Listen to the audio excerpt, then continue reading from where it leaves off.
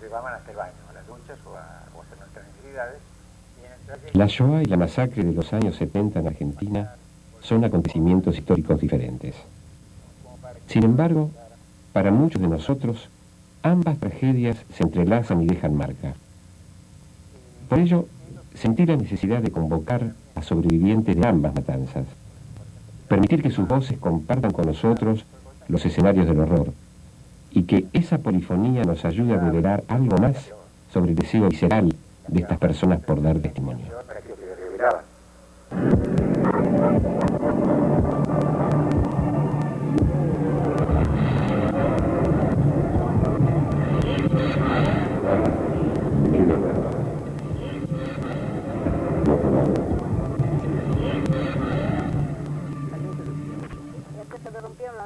Entrevisté a 3 mujeres sobrevivientes de campos de concentración nazis, a un hombre secuestrado y desaparecido durante la dictadura militar en Argentina y a un historiador. Abraham Uberman es profesor de historia y un estudioso de la Shoah. Llevó a cabo en los últimos 20 años decenas de encuentros con sobrevivientes que lo eligen para dar testimonio de lo vivido como un legado para sus hijos y sus nietos. Aceptó mi propuesta de cambiar su lugar habitual de entrevistador por el rol de entrevistado. Mis preguntas apuntaron a saber más acerca de lo que se pone en juego en ese acto trascendente de dar testimonio. La persona al relatar vuelve a vivir acontecimientos muy traumáticos de su vida, y esto seguramente es muy difícil, muy duro.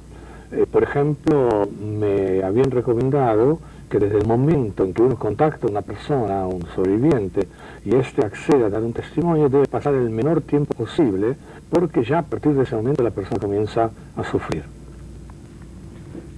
Yo tengo una anécdota interesante del primer testimonio que tomé. La madre de una ex alumna mía, que ella también a veces vino a escuchar mis clases. Bueno, fijamos el día, la hora, yo fui a la casa, nos encontramos y esta mujer me empezó a contar su historia.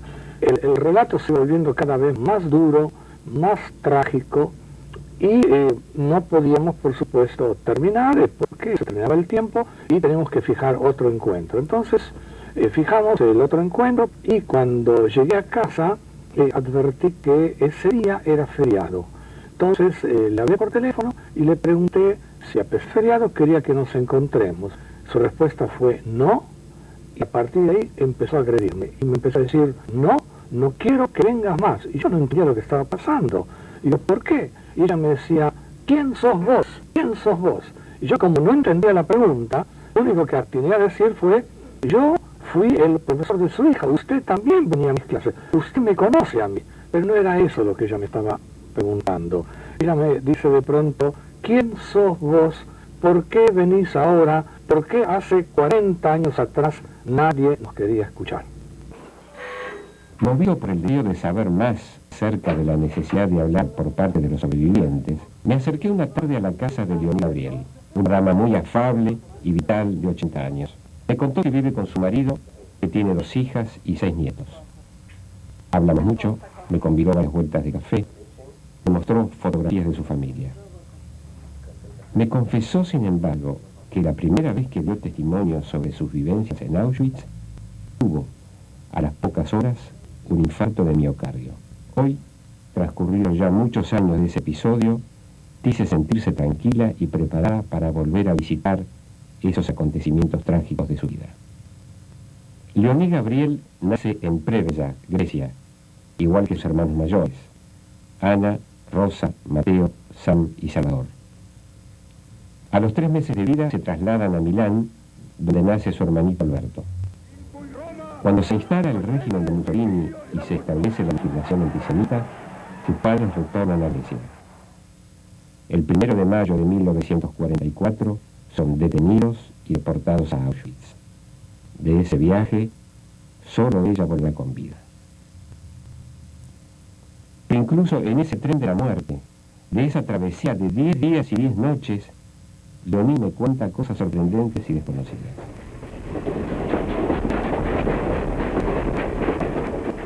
Tratábamos de entrar familia por familia, pero a veces no fue así. Había una nena que estaba en otro vagón Los padres se la llevaron cerca, era una niña de 7 años, algo así. Y nos dividimos al menos de 10 grupitos para charlar, cantar, hacíamos juegos, lo que podíamos para pasar el tiempo. ¿Había lugar para No. Una vez que te levantaste tenía que sentar otro en tu lugar y hacer cambio, porque no había lugar para hacer. En el medio había 2 barriles para las necesidades, y cuando iba un hombre, otro hombre había una bolsa de arpillera, la tenía levantada. Cuando iba una mujer tenía. Y cuando estaba el tren había que bajar a los hombres, vaciarlas, claro, higiene ninguna. Había 2 chicas de Salónica con las cuales mis amigas, una tenía un bebé, estaba con la mamá, las 2 chicas de mi edad, 20 o 18, 22. No, yo, Nina, tenía una bebita y, claro, posesión el viaje, porque no había higiene, no había nada. Ella llegó a Aro y se chorreaba la leche de sus pechos, pobrecita.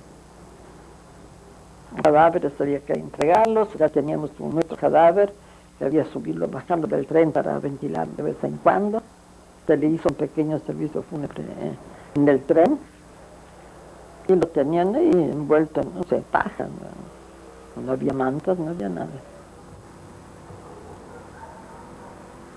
Y en el tren conocí una chica muy buena moza, alta, de Salónica, hablaba muy bien francés, hablaba italiano bastante. Esta era muy sexy y se acomodó al lado de mi hermano Sam. Yo no me di cuenta al principio que estaban haciendo el amor, porque ni remotamente se me ocurrió que en un tren, pero sí. El tren había parado y debe ser que estábamos ya en Polonia, no lo sé. Sentí algo muy frío en la mano, me dice comí. Eran cerezas, recién cortadas de un árbol de noche, eran heladas. Digo, ¿de dónde las conseguiste? Hicimos la mano, Katy y yo, afuera del tren, alguien nos puso las cerezas, algún campesino. Y ni me olvido del sabor de esa cereza, como era crocante, grande, linda. Judith Rieger permaneció en el gueto de Lodz hasta su liquidación, formando parte de las brigadas de limpieza y vaciamiento del gueto. Clasificaba ropa y objetos de los deportados. Con frecuencia, debía actuar en el vaciamiento de alguna casa de familiares, amigos o vecinos. Entonces, se llevaba a escondidas alguna foto como recuerdo y testimonio. Ella misma, junto a su madre, fueron deportadas en 1944 al campo de concentración de Ravensbrück, Alemania, para trabajo esclavo. Nos llevaron a una habitación, nos sacaron toda la ropa, nos dejaron los zapatos, que me llama atención. Sacaron toda la ropa y en el mismo momento nos deshumanizaron. Una persona sin ropa, sin documentos, es como ganado. Hubo una revisación interna, externa. Me es muy difícil hablar de ese tema, porque es humillante. Prefiero, ya, cada uno, el que puede pensar, se imagina lo que pasó. Yo tenía 17 años con un cuerpo casi perfecto en aquella época, pero a mí nunca se me borró esa imagen de las mujeres viejas, con sus cuerpos gastados, enflaquecidos. Es una impresión que queda para toda la vida.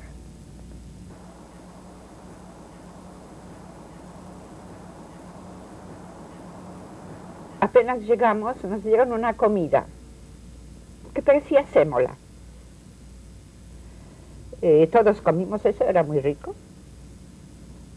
Pero las mujeres que estaban con menstruación en este periodo, se les cortó. A mí nunca más me vino. Me vino después de la guerra, después de muchos meses. Me volvió. Bueno, cuando terminó la guerra yo pesaba 39 kilos. Nos llevaron a una barraca grande donde nos desnudaron, nos pelaron. Primero a duchas, unas duchas que largaron el agua sin toalla, sin jabón, sin nada, una ducha, y tuvimos que seguir corriendo en otra barraca donde había un montón de ropa Esa era ropa de los transportes que venían antes, lo desinfectaban y a los próximos se lo daban. Una alta le tocó un vestido corto, uno corto le tocaba un vestido largo. Éramos monstruos, porque realmente pelados, con esos trajes horribles. Ella Bernat tenía 18 años cuando fue deportada a Auschwitz junto a su padre, abuela y primas. Sucedió en mayo de 1944 desde su pueblito natal Hust, en la región de los Cárpatos. Su padre y su abuela fueron asesinados a las pocas horas de su arribo. En la mañana de la liberación del campo, un soldado ruso encontró entre las ropas de un oficial alemán una foto. Un verdadero hallazgo. Su padre, junto a un grupo de hombres recién bajados de los trenes, esperando ser conducidos, sin saberlo, a la cámara de gas. Ella, con sus primas, tuvieron más suerte. Pasaron a formar el ejército de las 32.000 trabajadoras esclavas. A los 10 minutos éramos monstruos, no lo reconocimos. Y bueno, a mí y a mi prima nos dio un ataque de risa, pero para mí que era un ataque de nervios que nos revolcamos de la risa cuando nos miramos, porque me parecía algo tan tremendamente ridículo. No nos reconoció, ella me vio a mí, yo la vi a ella y vi a todos. No, en cambio de asustarse, se ve que no, se manifestó en una carcajada, pero que no nos pudieron tranquilizar. Teníamos una bloque al teste, ella nos vigilaba. Claro, lógicamente todo el mundo empezó a preguntar, ¿dónde estamos? ¿Qué pasa acá?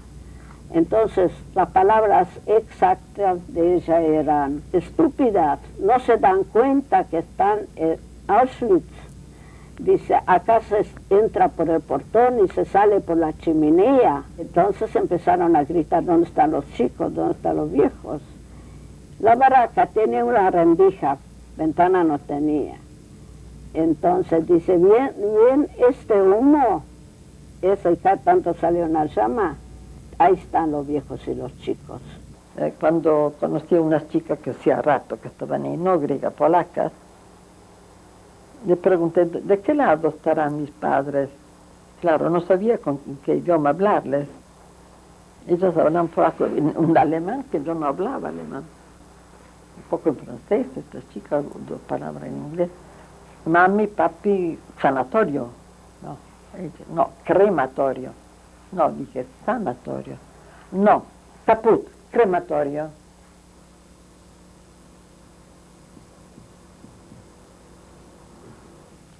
Es ahí, después, donde vi a mi hermano Sam, detrás de un alambrado, y le dije, Sam, papi, mami, me dijo, así. Y me largué a llorar, y me dijo en italiano, non piangere, no llore más. Fue como una orden perentoria, era esto y nada más, no podía hacer nada más. Él me dijo de hacerlo, estaba bien hacer así, lo que él dijo. Como con un cuchillo cortó mi gana de llorar. Y no lloré más hasta el 10 de mayo del 45, el día de la liberación. Yo no sabía que iba a llorar. No es que me hacía llorar, no. Me sentí mal y sentí algo que se removía en las vísceras, era visceral. Y después salió como una sirena, a los gritos, así, no era llorar sollozos, así. Mis amigas se asustaron muchísimo. Y me llevó unas 2 horas. No era tanto lágrimas como gritos. No era todos los días ni todas las semanas. Pero de casada todavía lo tuve y hasta que nació mi hija mayor, Linda. Ahí tuve que parar porque lloraba ella de noche. Vi cosas demasiado tremendas para que sea en la vida de una mujer. Yo no sé cómo serán los animales, si necesitan intimidad. Nosotros éramos animales. No nos importó nada no nos importó nadie. Lo único que quisimos que no nos separen, pero no por el amor uno al otro. No queríamos que nos separen porque si uno le pasaba algo, el otro se le pasaba por encima. Entonces nos protegimos uno a los otros estar juntos. Pero intimidad no nos importaba. Andábamos, el que se le rompió la ropa andaba desnudo por el lago Estación, ni le importó. No teníamos sentimientos. Nos robamos el pan uno al otro. Era una cosa de supervivencia, pero feroz. Peleamos por el agua, te lo golpearon, te lo sacaron de la mano. Era una cosa inhumana cómo se portaba la gente en estas situaciones. Hubo varias madres con hijas, que esas madres benditas pudieron pasar con sus hijas, que no lo pude lograr yo. Pero observaba yo cuando repartían el pan, o repartían la sopa, muchas veces las hijas o las madres robaban ese pedacito de pan a sus propios hijos o a su propia madre. No hay que extrañarse tanto, porque son cosas que pueden pasar y nadie está exento de situaciones límites. Pero es una cosa, verlo. Yo no tenía ni mamá, ni parientes, y a mí me robaban el pan mis compañeras, pero es otra cosa. Todos queríamos sobrevivir, y un pedacito de pan significaba 1 hora más de vida. El hambre era muy grande, pero después el estómago también se achica, y eso como un dolor continuo. Y a mí me hacía soñar de comida de noche. Y lo que soñaba era mayormente lo que mi mamá tiraba. ¿Te das cuenta que te digo? Lo que mi mamá tiraba hubiese sido un festín para mí en aquel momento. Y yo soñaba de lo que mi mamá tiraba y de la revista francesa de mi cuñada, porque traía receta francesa de cada postre divino. Y yo estos postres jamás lo hubiese comido, porque odio el arroz con leche. Y yo solo soñaba postres con arroz con leche, pero con crema fresca, con merengue, con frutilla. Y lo comía y tenían un sabor exquisito. De noche lo comía en el sueño. Entonces a la mañana cada uno contaba su sueño. ¿Qué receta tenés hoy, Leoní? Tengo otra receta.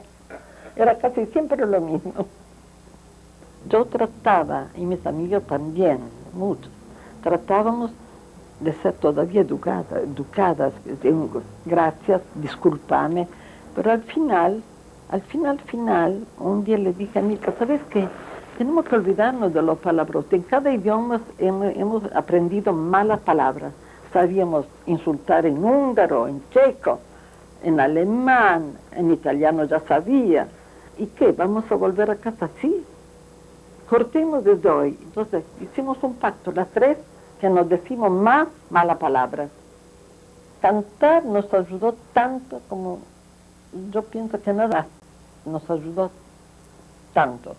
Para el buen humor, dormíamos tranquilas después de haber cantado media hora, 1 hora. Era el único pasatiempo que teníamos. Era sin pedirle nada, no era pan, no era comida, era cantar. Esto nos mantenía. Era la única manera, porque las que lloraban se murieron todas. Las que lloraban, no volvió ni una. Circulacia, pupetate, tu avero, tanera, quieretisma. Es una mañana de febrero y me dirijo a entrevistar a Mario Villani, sobreviviente de los campos de concentración en la Argentina. Mario es físico, fue profesor universitario y trabajó para la Comisión Nacional de Energía Atómica. Lo secuestra un comando en una calle de Buenos Aires, a plena luz del día. Era el 18 de noviembre de 1977 y tenía 38 años. Fue liberado en agosto de 1981 tras haber sido chupado, desaparecido, durante 3 años y 8 meses en 5 campos de concentración diferentes. Fue forzado a realizar tareas de mantenimiento y a reparar y poner a punto los electrodomésticos que llegaban al campo de concentración como botín de guerra. Es probable que por ello Mario Villani haya salvado su vida. Yo me levanté una mañana para ir al trabajo. Yo trabajaba a unas cuantas cuadras de donde vivía. Yo vivía en Parque Patricios. Salgo, me subo a Fiat 600 que tenía en aquel entonces, y cuando me paro en un semáforo me rodean tres coches. Uno era un taxi, otro era un Ford Falcon típico de esos sin patente, y no me acuerdo qué otro coche más. Se baja gente vestida de paisano, gente vestida de civil, pero además muy formales, ¿no?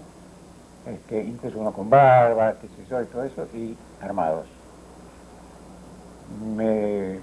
Me encañonan, me sacan del coche y me tiran en el piso de uno de los coches de ellos y me vendan los ojos, me ponen un esparadrapo en la boca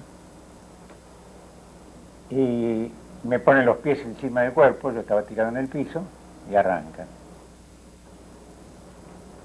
El Club Atlético era un campo de concentración que estaba en un sótano, en un edificio, hoy sabemos, en un edificio de la Policía Federal. De manera que a mí, en ese momento yo no lo sabía, pero bueno, mi destino era para un sótano.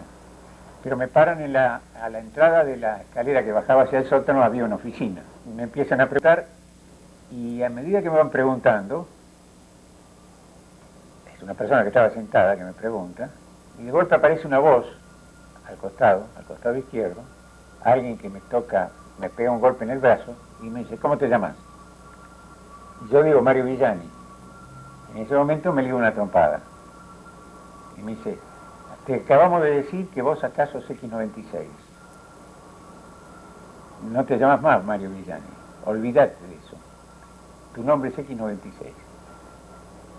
Bueno, sigue el interrogatorio. Al rato, otra persona, del lado derecho ahora, distinta del anterior, que también me golpea el brazo y me dice: ¿cómo te llamas? Y yo automáticamente contesto mi nombre y me ligo la segunda trompada, que esta me tiran del golpe, me tiran al piso, ¿no? Y de vuelta, que se te ponga bien en la cabeza que no te llamas más Mario Villani, sos X96. Aquí empezaba el proceso de destrucción de la identidad, ¿no? Desde ese momento, Mario Villani, X96, es engrillado, privado de la visión y arrojado a una celda que en la jerga del campo se la conoce como la Leonera. Desde allí es conducido a la sala de tortura, a sesiones de golpes de porra y aplicación de descargas eléctricas a través de la picana. En la sala de tortura me desnudan y me atan arriba de lo que llamaban la parrilla, que es una especie de plancha de acero o de hierro con anillas en las cuatro puntas y con unas correas como las correas de cortina de enrollar. Me ataban a las cuatro esquinas de esa plancha, como si estuviera crucificado.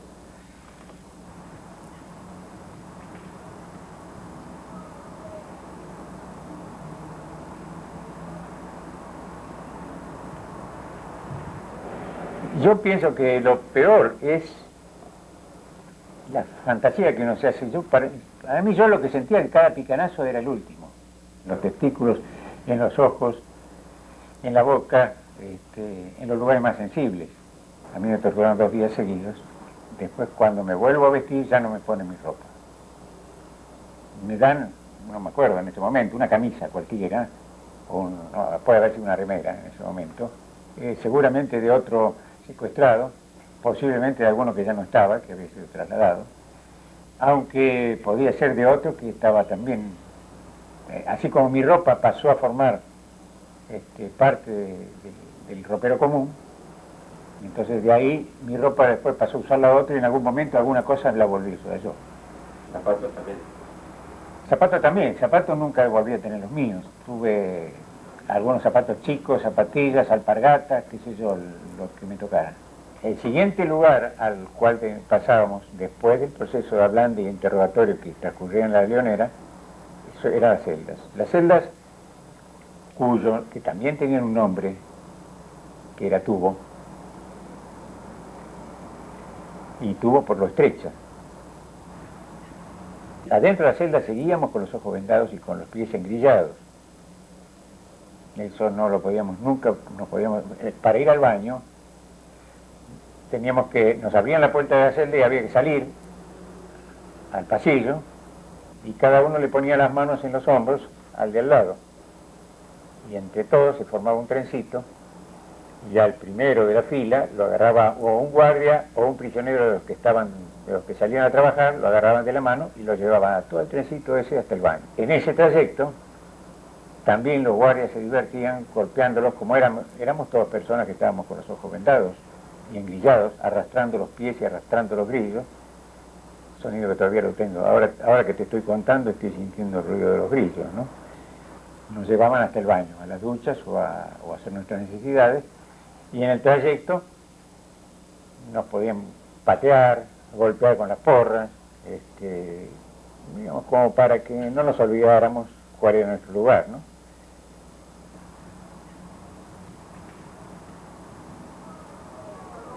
Buena cambeta, entra Luque, gancho para Kemper, peligro,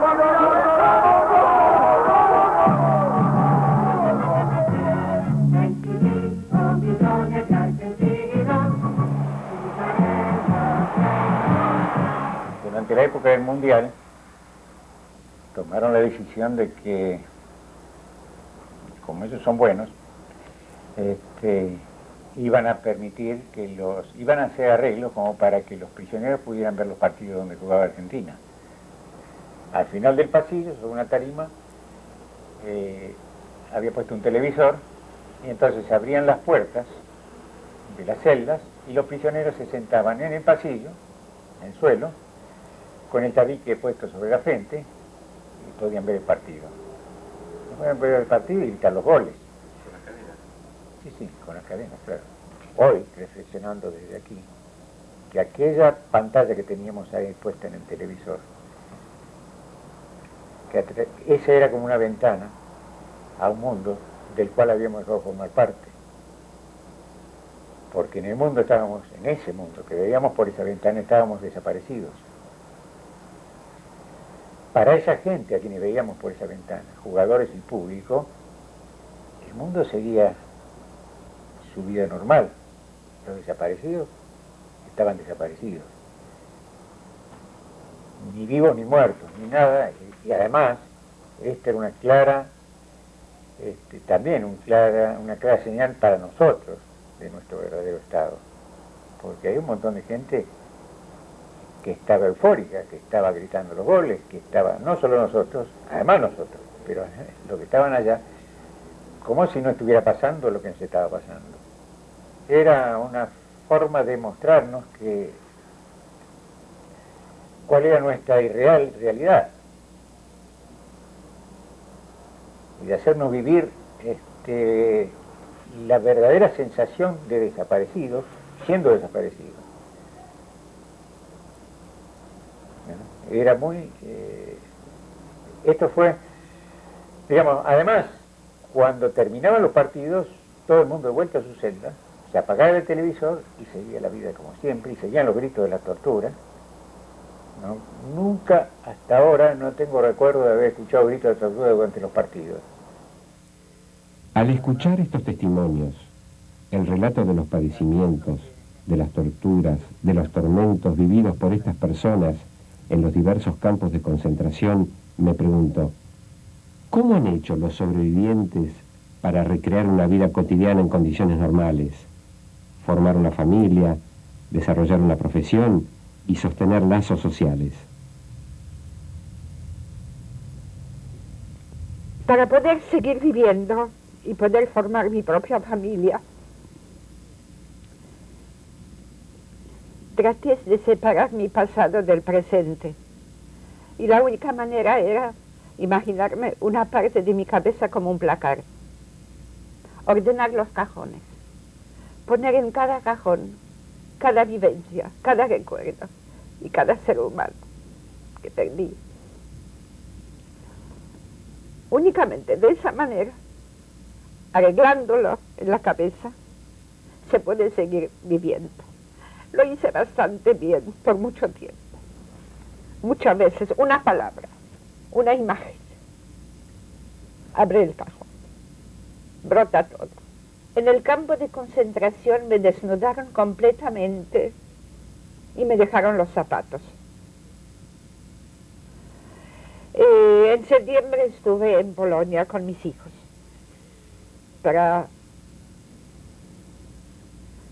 y en mi ciudad natal festejé mis 75 años en compañía de los seres más queridos.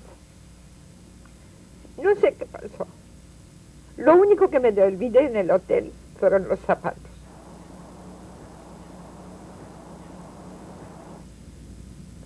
Recién me encontré con mis vivencias cuando fuimos a Birkenau.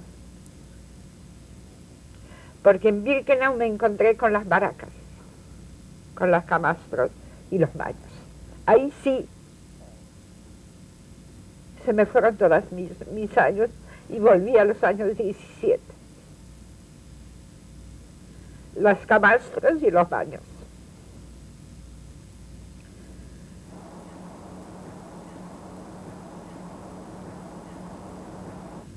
Pero tomé como mi lema, pasar lo mejor posible y mostrar a mis hijos la mejor parte.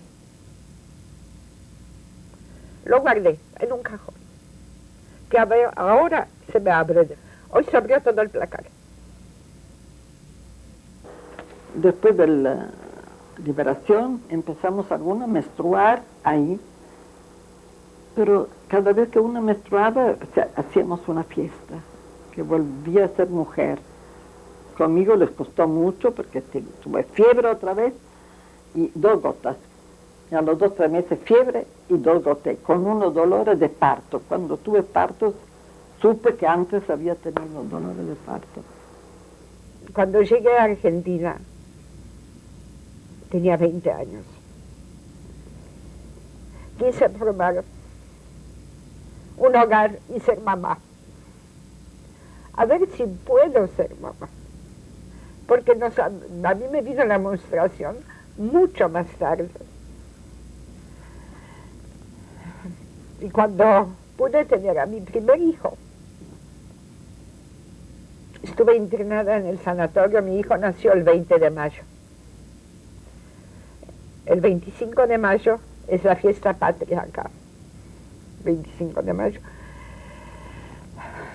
Y empezaron a sonar las campanas. Y yo decía, esas campanas suenan para mí. Porque yo sobreviví, yo pasé todo el infierno, pude casarme y pude tener el primer hijo.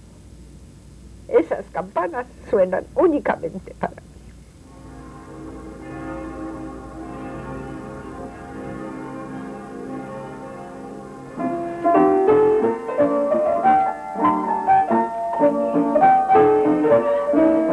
Mario Villani es uno de los desaparecidos que los represores pretendieron reeducar. Desde el retorno de la democracia, durante y después del juicio a las juntas militares realizado en 1983, no cesa de brindar su testimonio ante la justicia argentina, así como ante otras cortes internacionales. Mario, al igual que los otros protagonistas de este video, manifiesta que no puede dejar de hablar. ¿Pero a quién le hablan cuando hablan? ¿Qué esperan de nosotros? ¿Queremos escucharlos? ¿Podemos hacerlo? Mis primeras declaraciones las hice en el CELS. En esa época, cuando yo llegué al CELS, le dije a Emilio Mignone, Emilio, yo estuve secuestrado,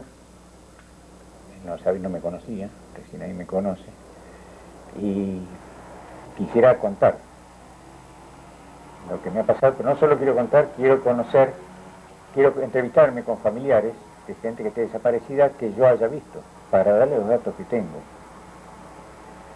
Y empecé a entrevistarme con esos familiares y la primera pregunta que me hacían es ¿por qué vos estás vivo y mi hijo no? Y esta pregunta lleva implícita una sospecha. Yo no podía responder esta pregunta. Yo digo, mira, no es a mí que me la tienen que hacer. Yo no tomé la decisión de estar vivo.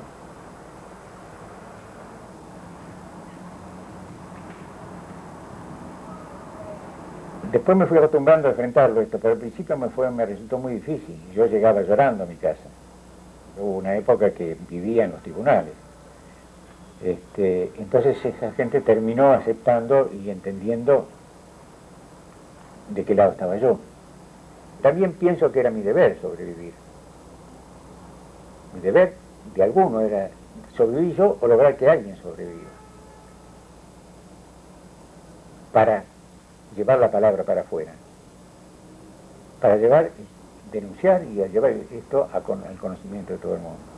Entonces, esto va a contribuir a formar conciencia y va a contribuir a que si la cosa intenta volver a retomarse, por lo menos haya una resistencia más consciente de la sociedad a que esto vuelva a pasar. No quiere decir que no está garantizado que no pase, ojo, no me hago esa ilusión. Pero va a ser tenemos más posibilidades de pelearla entre todos. Me siento como obligada a contar, porque para eso sobreviví. Y para no sentirme tan culpable, dije, siempre me repito, será porque puedo contar, porque soy un espectro contante, contando las cosas. Alguien tenía que sobrevivir para poder contar.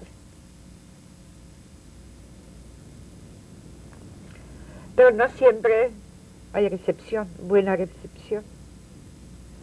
Si encuentro buena recepción, trato de contar.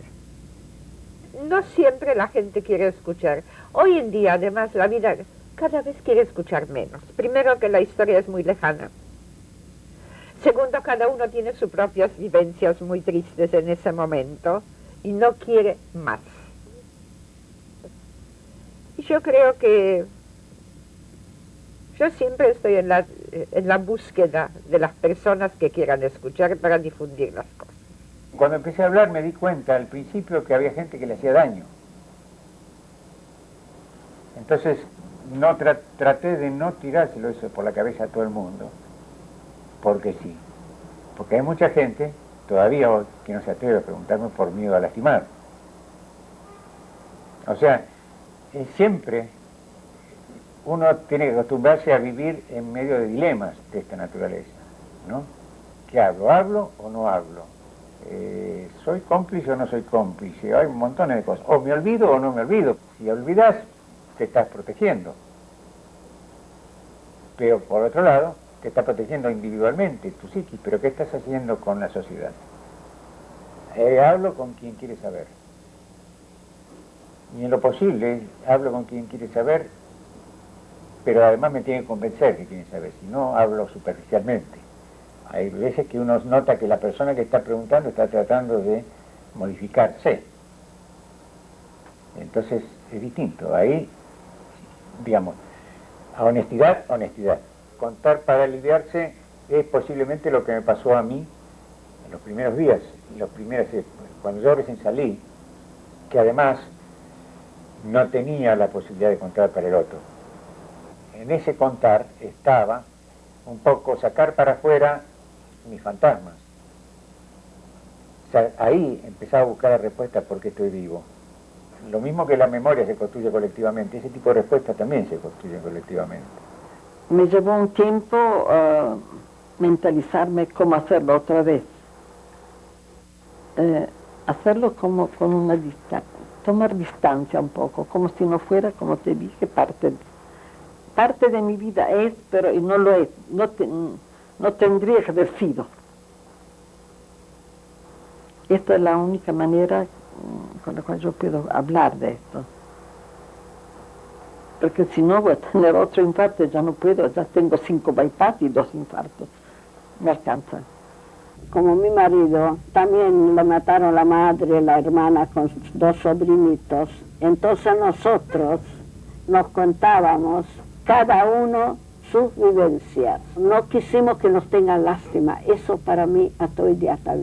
No nos tenga lástima. Van a creer que nosotros queremos algo, que nos tenga lástima y que nos apoyen y qué sé yo. No nos parecía importante contarlo, era algo muy íntimo nuestro. Yo di charlas en varios colegios, universidades y todo, y me escucharon muy atentamente, inclusive les digo más, ni idea tenían lo que pasó en la guerra. Acá en el interior, los chicos de los secundarios o que sean católicos, que sean judíos, ni idea tenían lo que pasó. Y les gusta escuchar, y lo escuchan. Una nena en un colegio me preguntó, Ela, ¿cómo pudiste volver a la vida? ¿Cómo pudiste empezar a vivir? Y yo siempre dije, yo voy a salir. No sé de dónde lo saqué, yo voy a salir. Y hice todo lo posible para salir. Y luché. Y yo estoy convencida, en cualquier situación hace falta el espíritu fuerte, porque el cuerpo va atrás del espíritu. Me interesaba saber si existe un límite para el contar, si es posible transmitir incluso aquellas vivencias consideradas incomunicables, y hasta qué punto estaríamos dispuestos a escucharlas. La persona que hace el testimonio queda involucrado, y si no se involucra no lo puede hacer. Y eso me pasó a mí personalmente. Por eso a veces cuando íbamos a tomar testimonio, mis acompañantes no lo podían soportar y se iban, y se escondían. Los únicos que no podían irse eran los operadores de los aparatos que tenían que estar presentes sí o sí. Cada uno tiene cosas que no va a contar nunca. Vivencias que quedan para uno. No solamente del campo, de toda su vida. Es algo propio de uno. O sea que hay algunas cosas que uno decide no contarlas. Claro. No se puede compartir. Con nadie. Con nadie. Ni con el analista. Y eso es mucho. Con uno mismo. Únicamente. ¿Y se aguanta? Ya. Uno convive. Ya. No es aguantar, es convivir. Estos testimonios nos dan una imagen de la dimensión subjetiva que ningún documento nos puede dar. Es la verdadera voz del sufrido, aunque no lo puedan contar con las palabras y con el vocabulario apropiado que utilizaría un historiador. Va a ser justamente lo que va a quedar para las generaciones venideras. ¿Cómo sintieron las personas que fueron las víctimas de estos hechos monstruosos? Mario, Leoní, Ela, Judith y todos aquellos que han sido forzados a ser habitantes del infierno, llámese a este Auschwitz, Treblinka, el Club Atlético o el Olimpo, necesitan la presencia de los otros, la escucha, la mirada o el contacto de los otros, para poder construir un relato que rescate lo vivido de la dimensión del horror, que lo historice, que le otorgue un sentido a su sufrimiento y a su supervivencia, y que aun cuando su contenido sea abominable, encuentre palabras en la lengua de los hombres para ser narrado.